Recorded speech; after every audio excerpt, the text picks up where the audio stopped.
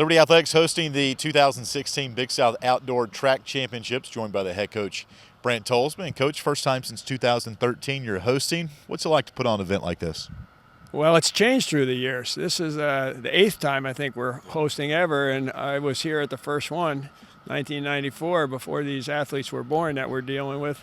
And it was a different thing then. All that's associated with what goes on for a meet now is so much more than it used to be back then. And we need to put out a good product. The conference is expecting us to, and I think we're prepared to do that. When does the preparation sort of begin to host a tournament like this? Really in the fall. You know, this time we didn't know we were going to have it. It got switched here from Coastal because they're joining the Sun Belt next year. And when we heard the conference wasn't going to let them host, we're like, well, we'll host. And so we put in to try to get it then. So it started a little later than usual, but it's kind of a year-long process to get ready for something like this. When you look at this meet that starts on Tuesday, we'll wrap up on Thursday, what are one or two events that you're kind of excited to see how they shake out? Well, I don't know that anything's above anything else. I love seeing athletes do well, and you try to create the environment, the motivation. We don't deal with the weather, but it's that time of year. The weather's getting good. The training has been adjusted toward peaking around this time. So I'm excited to see it all. I think that's one thing that a lot of coaches have preference, but I don't know. I just love track and field. I'm going to enjoy every event except the ones we might mess up in. Which we hope is few and far between. You mentioned Coastal. Do you foresee them being your biggest competition this week? Yeah, once again, Campbell's women are also pretty good, but it's been this long rivalry. It's their last time in the Big South, and they would love to go out of here with a win on our place, and we would very much like to not see that happen. One note I want to mention about one particular runner you've got, Edna Kurgat, will be racing for the first time this year, or this spring anyway, on this track. Yeah. And she's got a couple races that she is in.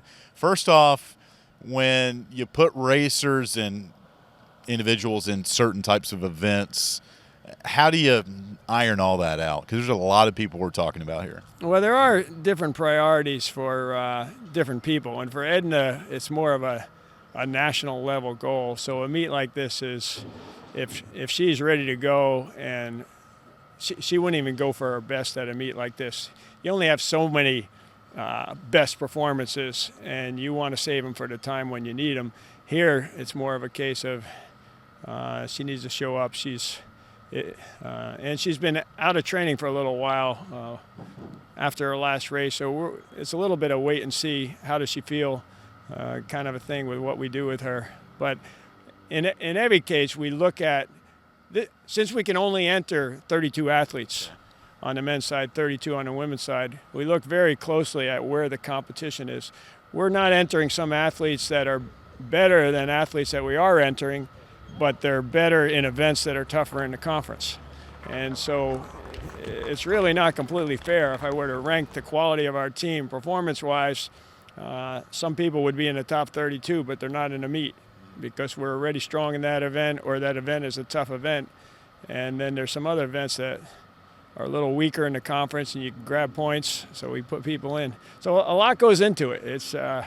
We've been thinking about it for months, and then you factor in injuries and surprise developments, and it's not a simple formula. Track and field is its own monster.